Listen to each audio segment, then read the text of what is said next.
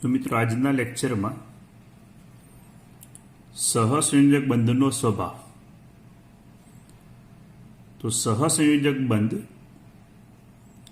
સંમિશ્રણના પ્રકાર પ્રમાણે બે પ્રકારમાં વર્ગીકૃત કરી શકાય. એક સિગ્મા બંધ, બીજો પાઈ બંધ. મિત્રો સિગ્મા બંધ અને પાઈ બંધ આપણે વારંવાર એનો ઉપયોગ આવશે, એટલે ખાસ ધ્યાન આપજો. સિગ્મા બંધ ક્યારે રચાય અને પાઈ બંધ ક્યારે રચાય. સૌથી જોઈએ પહેલાં આપણે સિગ્મા બંધ. તો આ પ્રકારનો સહસંયોજક બંધ આંતરકેન્દ્રીય અક્ષ પર બંધન પામતી કક્ષકોના છેડાથી છેડાના સંમિશ્રણથી રચાય છે. આને શીર્ષ ઉપર અથવા અક્ષીય સંમિશ્રણ કહે છે. હું ઉદાહરણ સમજાવું પહેલાં, પછી આપણે વ્યાખ્યા જોઈએ. સૌથી પહેલાં જોઈએ આપણે એસ એસ સંમિશ્રણ. તો આ એક પરમાણુની એસ કક્ષક જે સમમિતીય ગોળાકાર હોય, બીજા પરમાણુની આ એસ કક્ષક એસ પરમાણુય કક્ષક આ પણ એસ કક્ષક છે. માટે લખ્યું આપણે એસ એસ સંમિશ્રણ. હવે આંતરકેન્દ્રીય અક્ષ એટલે શું કહેવાય? બે પરમાણુના કેન્દ્રને જોડતી આ ધરી કહેવાય. આંતરકેન્દ્રીય અક્ષ એટલે બે પરમાણુના કેન્દ્રને જોડતી ધરી, એના ઉપર આ રીતે સંમિશ્રણ થયું. બે પરમાણુના કેન્દ્રને જોડતી બંધ ધરી, એટલે આના ઉપર આ સંમિશ્રણથી એસ એસ સંમિશ્રણથી આ જે બંધ બને એ બંધને આ રીતે એક સિગ્મા બંધ તરીકે ઓળખવામાં આવે. બીજી આપણે એસ અને પી સંમિશ્રણ. તો એક પરમાણુની એસ કક્ષક આ રીતે એક સમમિતીય ગોળાકાર હોય, બીજા પરમાણુ આ એસ કક્ષક બીજા પરમાણુની પી કક્ષક. પી કક્ષક કેવી હોય? આ રીતે ડંબેલાકાર. અહીંયા પરમાણુ કેન્દ્ર છે, આ થઈ પી કક્ષક. તો અહીંયા બે પરમાણુના કેન્દ્રને જોડતી ધરી ગણી શકાય. તો બે પરમાણુના કેન્દ્રને જોડતી ધરી ઉપર એસ અને પી કક્ષક સંમિશ્રણ પામે.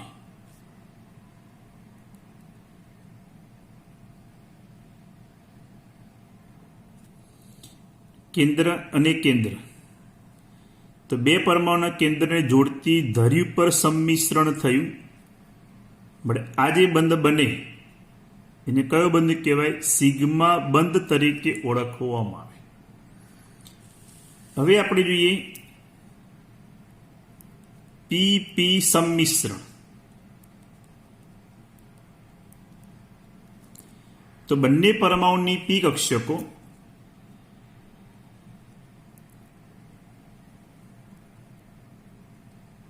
એક પરમાણુની પી કક્ષક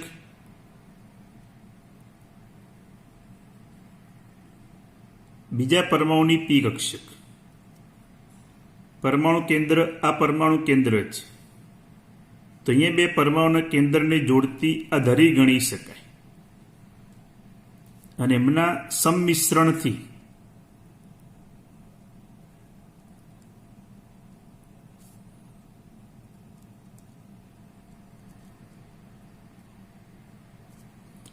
આ બે પરમાણુના કેન્દ્રને જોડતી બંધ ધરી ઉપર જે સંમિશ્રણ પામે એને હંમેશા એક સિગ્મા બંધ તરીકે ઓળખવામાં આવે.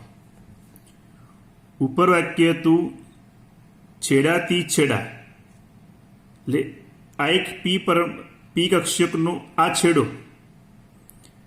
ને બીજા પી કક્ષકનો આ છેડો, એટલે છેડાથી સંમિશ્રણ જેને ગણી શકાય. શીર્ષ એટલે આ છેડો ગણાય. એટલે છેડાના સંમિશ્રણથી આપણે આ જે બંધ રચાય એને સિગ્મા બંધ તરીકે ઓળખવામાં આવે. પણ એ આંતરકેન્દ્રીય અક્ષ ઉપર હોવું જોઈએ. આંતરકેન્દ્રીય અક્ષ એટલે બે કેન્દ્રને જોડતી ધરી કહેવાય. એ આંતરકેન્દ્રીય અક્ષના સંમિશ્રણથી આ જે બંધ બને એને સિગ્મા બંધ તરીકે ઓળખવામાં આવે. બીજું આને અક્ષીય સંમિશ્રણ કહેવાય. અક્ષ ઉપર બે કેન્દ્રને જોડતી ધરી જઈ રહી એ અક્ષ ઉપર એ સંમિશ્રણ થયું માટે એને એક સિગ્મા બંધ તરીકે ઓળખી શકાય. તો આ રીતે વ્યાખ્યા હતી કે આ પ્રકારનો સહસંયોજક બંધ આંતરકેન્દ્રીય અક્ષ પર બે કેન્દ્રને જોડતી બંધ ધરી પર બંધન પામતી કક્ષકોના છેડાથી છેડા, મેં સમજાવ્યું છેડાથી છેડા કોને કહેવાય તે, એટલે આ છેડો ને આ છેડો શીર્ષ જેને ગણી શકાય એ છેડાના સંમિશ્રણથી રચાય છે. આને શીર્ષ ઉપર અથવા અક્ષીય સંમિશ્રણ કહે છે. આ પ્રકારનો જે બંધ બને બે કેન્દ્રને જોડતી બંધ ધરી ઉપર ને કયો બંધ કહેવાય? સિગ્મા બંધ કહેવાય. ત્યારબાદ મિત્રો જોઈએ આપણે પાયબંધ. તો પાયબંધની રચનામાં પરમાણ્વીય કક્ષકો એવી રીતે સંમિશ્રણ થાય છે કે જેમની અક્ષ એકબીજાને સમાંતર રહે છે અને આંતરકેન્દ્રીય અક્ષ લંબ હોય છે. ધ્યાન આપો, આપણે પી સંમિશ્રણની ચર્ચા કરીએ કે જે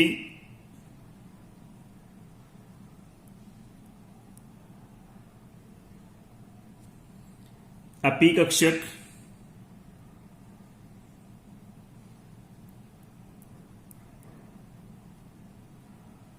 ના પી કક્ષક આ બે પરમાણુ કેન્દ્રને જોડતી ધરી કહેવાય, એટલે આંતરકેન્દ્રીય કહેવાય, અક્ષ કહેવાય. અને બંને પરમાણુની આ અક્ષ, આ પરમાણુની અક્ષ જે દિશામાં, જેમ કે આપણે પીએક્સ હોય અને પીએક્સ હોય, તો કઈ અક્ષ ઉપર ગોઠવાયેલી હોય? એક્સ અક્ષ ઉપર ગોઠવાયેલી હોય. અને ઝેડ એ બે કેન્દ્રને જોડતી ધરી કહેવાય, એટલે આંતરકેન્દ્રીય અક્ષ કહેવાય. એટલે તેમની અક્ષ એટલે આ એક્સ અક્ષ અને આની એક્સ અક્ષ એકબીજાને કેવી કહેવાય મિત્રો? સમાંતર કહેવાય. પણ ઝેડ અક્ષ જેને આંતરકેન્દ્રીય અક્ષ કહેવાય એને કેવું ગણી શકાય? લંબ ગણી શકાય. પરિણામે એમના સંમિશ્રણથી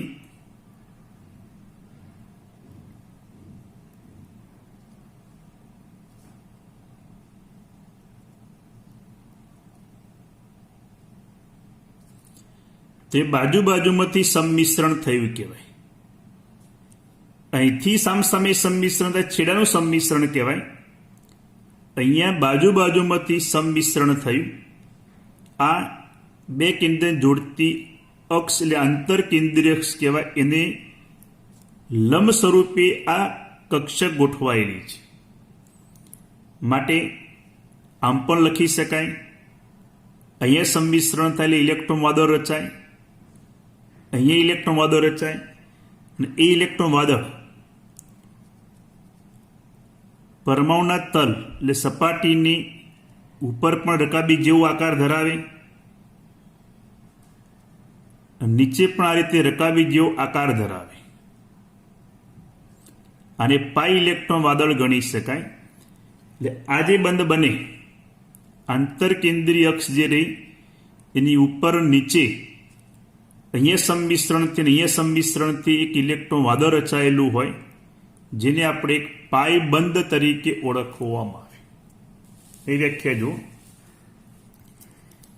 પાયબંધની રચનામાં પરમાણ્વીય કક્ષકો એવી રીતે સંમિશ્રણ થાય છે કે તેમની અક્ષ એકબીજાને સમાંતર હોય. આ એક પરમાણુની પીએક્સ, બીજા પરમાણુની પીએક્સ, જે એક્સ અક્ષ ઉપર ગોઠવાયેલી હોય તો એ અક્ષ આ રીતે એકબીજાને સમાંતર છે. અને બે કેન્દ્રને જોડતી આ બંધ ધરી જે રહી, જેને આંતર કેન્દ્રીય અક્ષ કહેવાય, એને કેવા સ્વરૂપે ગોઠવાયેલી છે? લંબ સ્વરૂપે ગોઠવાયેલી છે. એમના સંમિશ્રણથી આ રીતે જે બંધ રચાયને પાયબંધ ગણી શકાય. આમ બાજુમાંના મિશ્રણને લીધે રચાતી કક્ષકો, એટલે બાજુ બાજુમાં સંમિશ્રણ થયું, એની લીધે રચાતી જે કક્ષકો રચનામાં ભાગ લેતા પરમાણુના તલની ઉપર, એટલે સપાટીની ઉપર, ધારો કે એક સપાટી છે તો સપાટીની ઉપર અને નીચે, ઉપરની નીચે રકાબી જેવા આકારના બે ભારિત ઋણ ભારિત વાદળ હંમેશા રચે છે. તલની પરમાણુના તલની ઉપર અને નીચે આ રીતે ઋણ ભારિત ઇલેક્ટ્રોન વાદળની રચના કરે.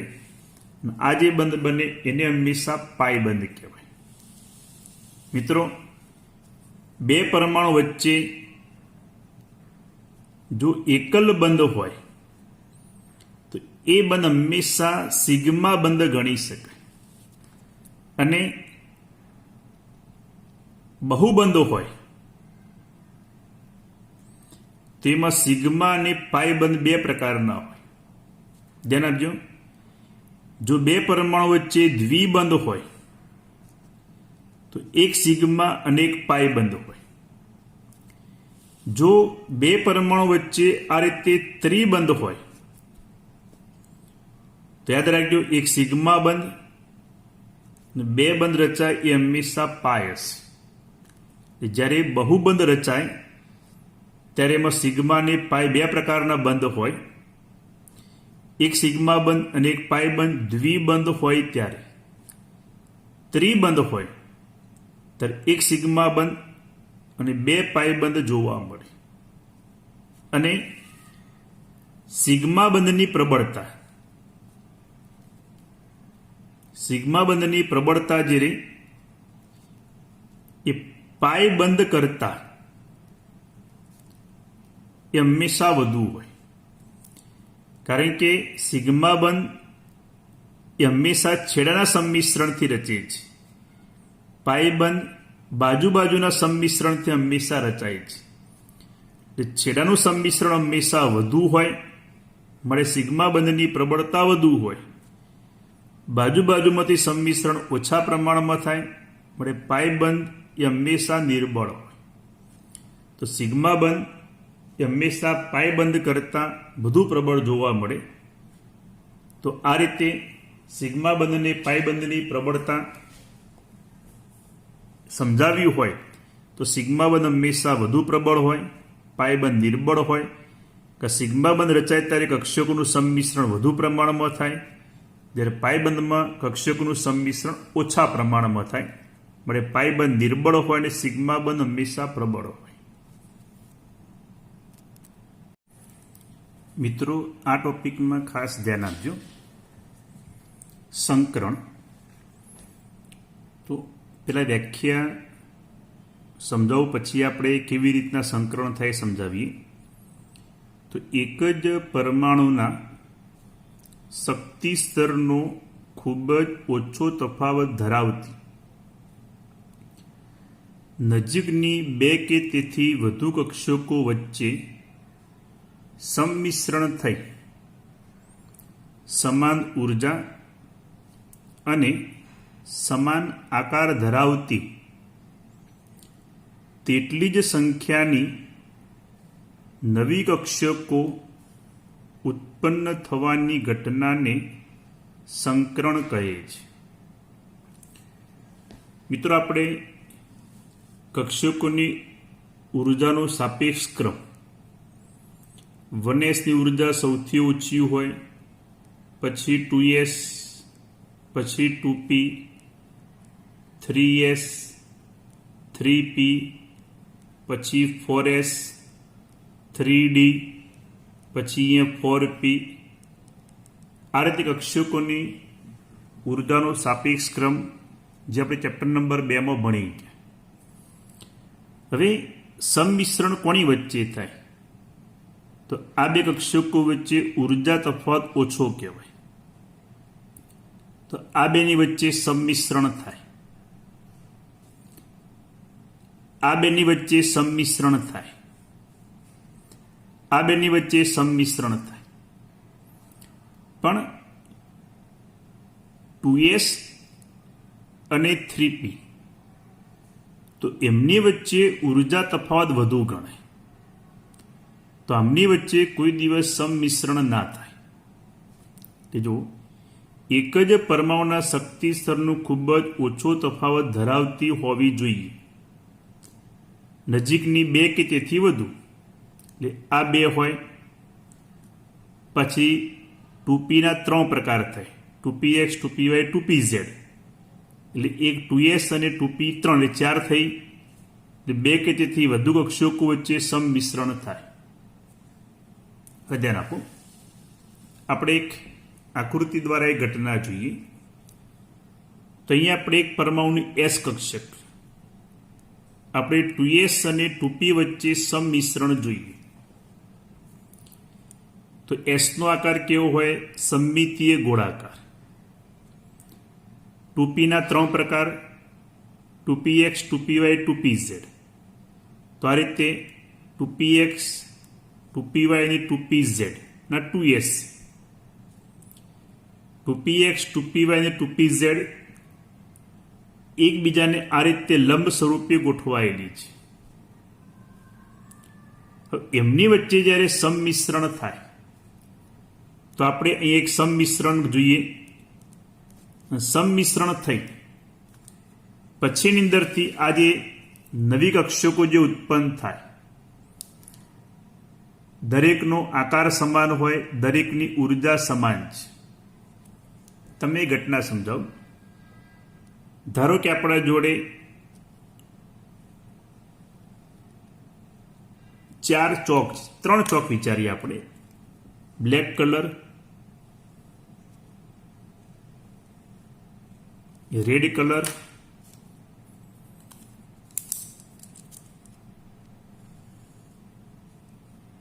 અને બ્લુ કલર છે. મિત્રો ધ્યાન આપજો, 3 ચોક આપણે લીધા.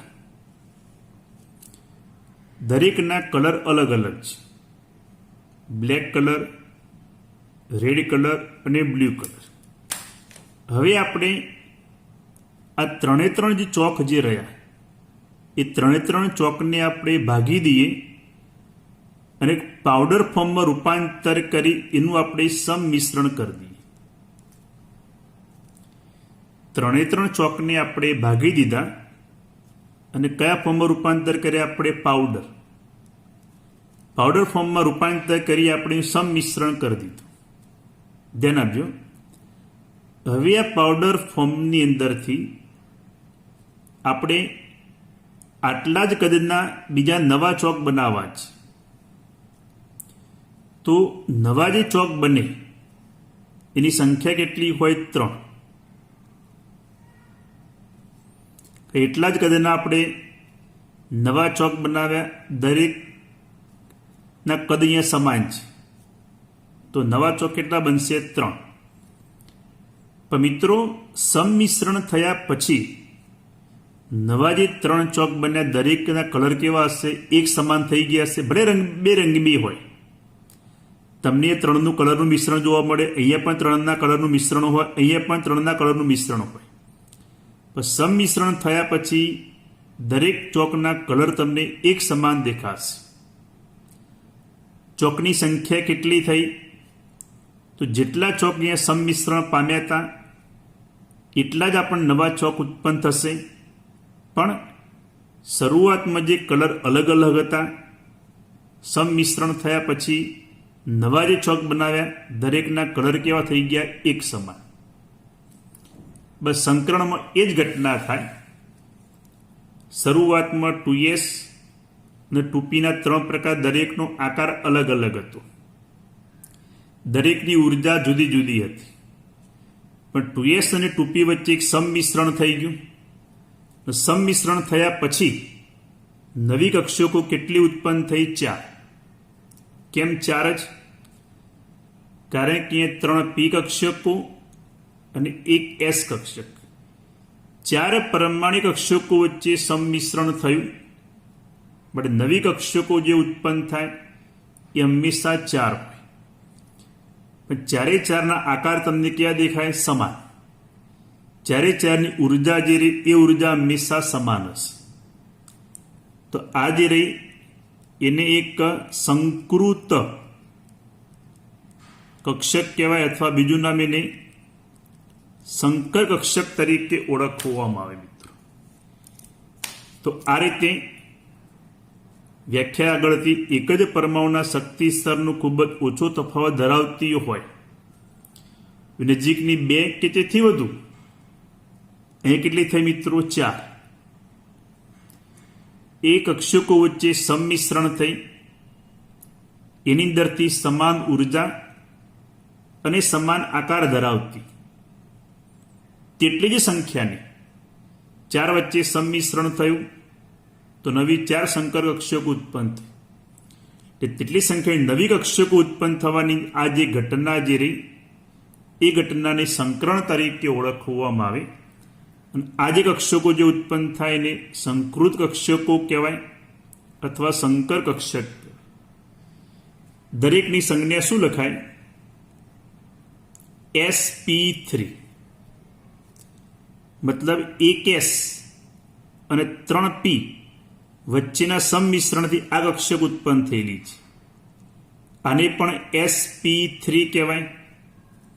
1s અને 3p, 1s અને 3p કક્ષકોના સંમિશ્રણથી આ કક્ષકો જે ઉત્પન્ન થઈ તો સંજ્ઞા લખાય sp3, સંકૃત કક્ષક તરીકે ઓળખવામાં આવે.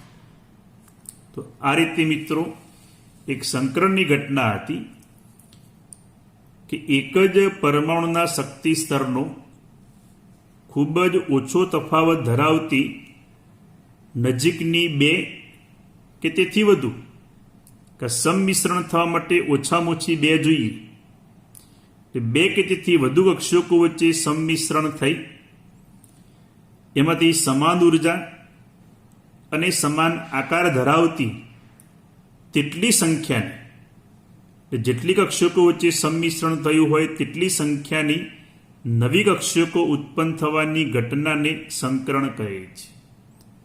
આપણને આ વ્યાખ્યા બુકની અંદર આપી નથી મિત્રો. મેં વ્યાખ્યા લખીની ઘટના સમજાવી કે એક પરમાણુને 2s અને 2p, 2s સમમિતીય ગોળાકાર હોય, 2pના 3 પ્રકાર આ રીતે ડંબેલાકાર હોય, જે 90 અંશના ખૂણે ગોઠવાયેલી છે. શરૂઆતમાં એમના આકાર અલગ અલગ હતા. 2s કરતાં 2pની ઉર્જા પણ વધુ હતી. પણ એમની વચ્ચે સંમિશ્રણ થયું. સંમિશ્રણ થઈ નવી કક્ષકો જે ઉત્પન્ન થઈ એની સંખ્યા કેટલી? તો 3 2p, 2px, 2py, 2pz અને એક 2s. એમ 4 કક્ષકો વચ્ચે સંમિશ્રણ થયું તો નવી 4 કક્ષકો ઉત્પન્ન થઈ. પણ દરેકના આકાર સમાન છે, દરેકની ઉર્જા સમાન છે. તો આ ઘટનાને સંકરણ કહેવાય મિત્રો. આ જે કક્ષકો જે રહે એને સંકૃત કક્ષક કહેવાય અથવા સંકર કક્ષક તરીકે ઓળખવામાં આવે. સંજ્ઞા થાય sp3. sp3 કેમ? કે આ કક્ષકો જે 4 ઉત્પન્ન થઈ, એક s અને 3p કક્ષકોના સંમિશ્રણથી ઉત્પન્ન થયેલી છે માટે. તો આપણે સંકરણની તમને મેં વ્યાખ્યા સમજાય એના ઉપરથી એની વિશિષ્ટ ખાસિયત તો કઈ મિત્રો એ આપણે વ્યાખ્યામાં સમજાવી દીધી. ફરી ધ્યાન આપો. સંકરણની વિશિષ્ટ ખાસિયતો તો પહેલું, સંકૃત કક્ષકોની સંખ્યા સંકરણ પામતી પરમાણિક કક્ષકોની સંખ્યા બરાબર હોય છે. જે મેં આગળ સમજાવ્યું કે એક 2s અને 3 2p કુલ 4 થઈ, તો નવી સંકૃત કક્ષકો પણ કેટલી ઉત્પન્ન થાય? 4. સંકૃત કક્ષકો હંમેશા સમતુલ્ય ઉર્જાવાળી અને આકારની હોય છે. જે આપણે સમજાવ્યું કે જે આ 4 કક્ષકો, જે સંકૃત કક્ષકો ઉત્પન્ન થઈ, દરેકના આકાર સમાન છે, દરેકની ઉર્જા પણ સમાન છે. ત્રીજું, શુદ્ધ પરમાણ્વીય કક્ષકો કરતાં સંકૃત કક્ષકો સ્થાયી બંધની રચનામાં વધુ અસરકારક હોય છે. એટલે સંકૃત કક્ષકો સાથે જે બંધ બને એ બંધની પ્રબળતા 2s પરમાણુ કક્ષક સાથે જે બંધ બને એના કરતાં સંકૃત કક્ષકમાંથી જે કક્ષક રચાય સંકરણ દ્વારા અને એ બંધ બનાવે તો બંધની રચનામાં એ હંમેશા વધુ અસરકારક હોય છે. બીજું, સંકૃત કક્ષકો અવકાશમાં એવી રીતે અમુક પસંદ કરેલી દિશામાં દિશાત્મક અથવા ગોઠવાયેલી હોય છે જેથી સ્થાયી ગોઠવણી અને ઇલેક્ટ્રોન યુગ્મ વચ્ચે નિમ્નતમ એટલે ઓછામાં ઓછું અપાકર્ષણ હોય. ધારો કે આપણે 4 સંકૃત કક્ષકો અવકાશમાં જે ગોઠવાય,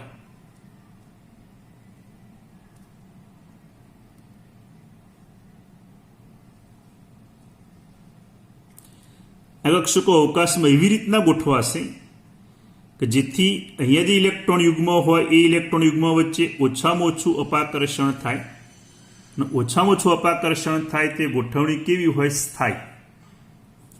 તો ચોથી ખાસિયત એ હતી કે સંકૃત કક્ષકો અવકાશમાં એવી રીતે અમુક પસંદ કરેલી દિશામાં, પસંદ કરેલી જે અપાકર્ષણ ઓછામાં ઓછું થતું હોય એવી દિશામાં દિશાત્મક મતલબ ગોઠવાયેલી હોય છે જેથી સ્થાયી ગોઠવણી અને ઇલેક્ટ્રોન યુગ્મ વચ્ચે નિમ્નતમ એટલે ઓછામાં ઓછું અપાકર્ષણ હોય. તો આથી સંકરણની વિશિષ્ટ ખાસિયતો કે સંકૃત કક્ષકોની સંખ્યા સંકરણ પામતી પરમાણ્વીય કક્ષકોની સંખ્યા બરાબર હોય છે, જે આપણે આગળ સમજાવ્યું. સંકૃત કક્ષકો હંમેશા સમતુલ્ય ઉર્જાવાળી અને આકારની હોય છે, જે આપણે આકૃતિ ઉપર પણ દર્શાવી, નીચે પણ. દરેકનો આકાર સમાન છે, દરેકની ઉર્જા સમાન છે. શુદ્ધ પરમાણિક કક્ષકો કરતાં સંકૃત કક્ષકો સ્થાયી બંધની રચનામાં વધુ અસરકારક હોય છે. સંકરણ થયા પછી કક્ષકો જો બંધ બનાવે તો બંધની સ્થિરતા હંમેશા વધુ હોય છે. છેલ્લી, સંકૃત કક્ષકો અવકાશમાં એવી રીતે અમુક પસંદ કરેલ દિશામાં દિશાત્મક અર્થાત ગોઠવાયેલી હોય છે જેથી સ્થાયી ગોઠવણી અને ઇલેક્ટ્રોન યુગ્મ વચ્ચે નિમ્નતમ ઓછામાં ઓછું અપાકર્ષણ થાય. સંકરણની અગત્યની શરતો કઈ? મિત્રો ધ્યાન આપજો. તો પહેલી શરત કે પરમાણુની સંયોજકતા કોષમાં રહેલી કક્ષકો જ સંકરણ પામે છે. ધારો કે આપણે CH4 તો કાર્બન મધ્યસ્થ પરમાણુ ક્રમાંક 6, તો હિલિયમ કમ્પ્લીટ 2s2 2p2, તો આને કહેવાય સંયોજકતા કોષ કહેવાય. તો સંયોજકતા કોષમાં રહેલી જ કક્ષકો સંકરણ પામે છે.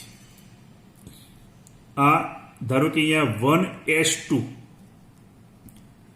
2s2 2p2 તો સંયોજકતા કોષ કહેવાય. તો આમની વચ્ચે સંમિશ્રણ થાય.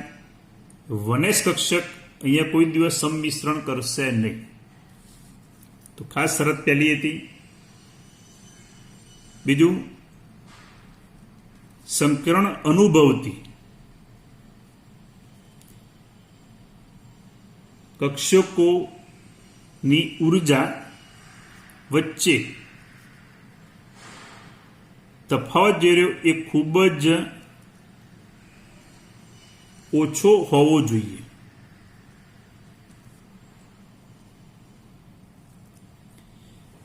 મેં તમને આગળ કહ્યું, જો 1s હોય, 2s હોય, 2p, 3s, 3p, 4s, 3d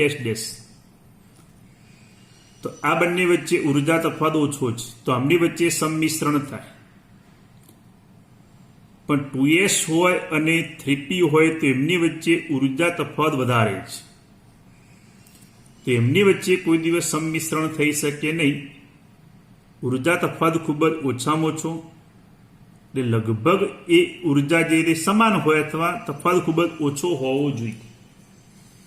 number 3, સંકરણ અગાઉ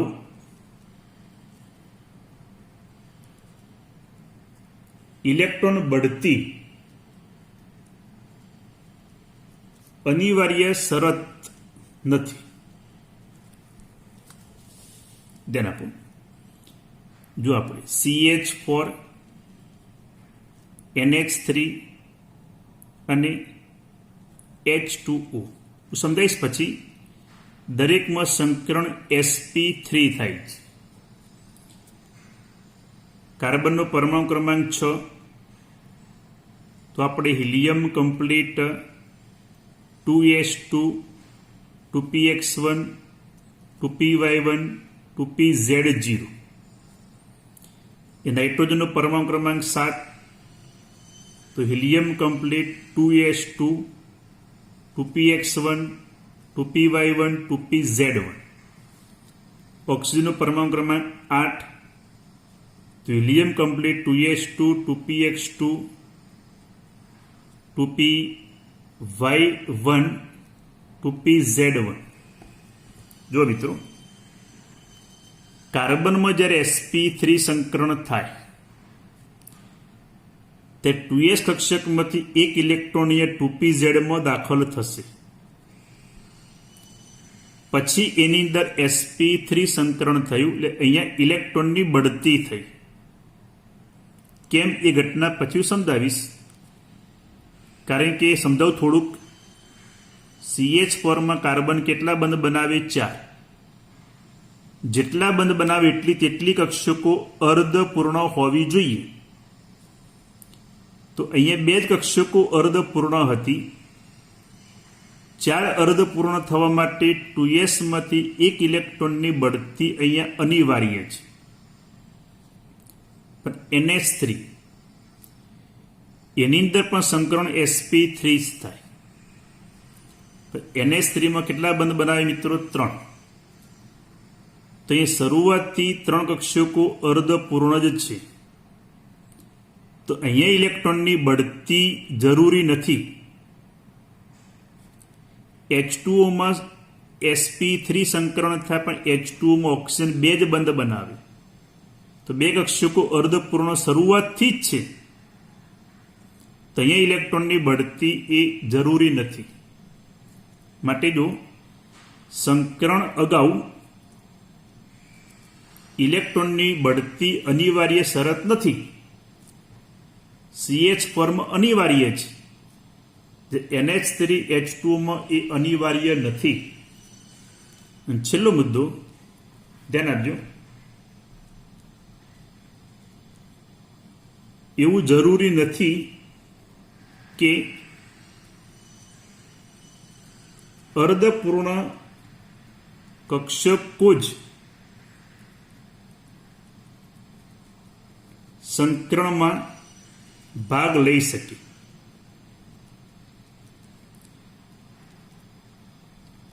કેટલીક બાબતોમાં